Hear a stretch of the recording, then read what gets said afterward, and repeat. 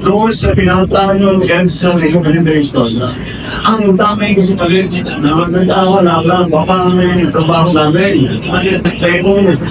Kung ang pag-compute namin ay napakatagal na, matagal na daw pala isang oras, wala na talaga, hindi na kami umuwi.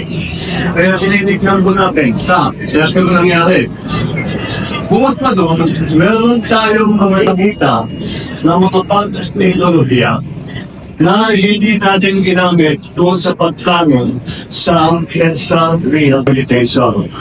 Kaya i-distraction lang ko si Secretary Vince Nison at saka si Secretary Manny Bunuan ng DPWS ay sinabi ko, pause muna doon sa rehabilitation. Huwag muna natin natin.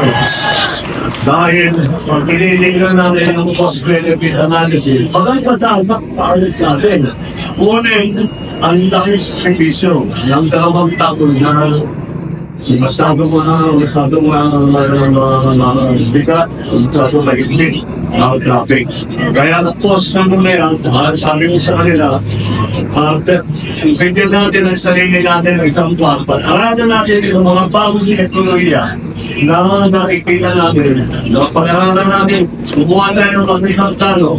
Baka naman, imbis na dalawang taon, pagawa natin sa aking kapwa, pagawa natin sa isang taon, whatever it is, tingnan natin kung ano available sa atin. Pero sa ngayon, maliwanag napakarami ang kahihirapan at nilalagay namin mga cancer rehabilitation. We will find, in other words, sinasabi ko, we will find a better way na hindi masyadong mahirap para sa ating mga.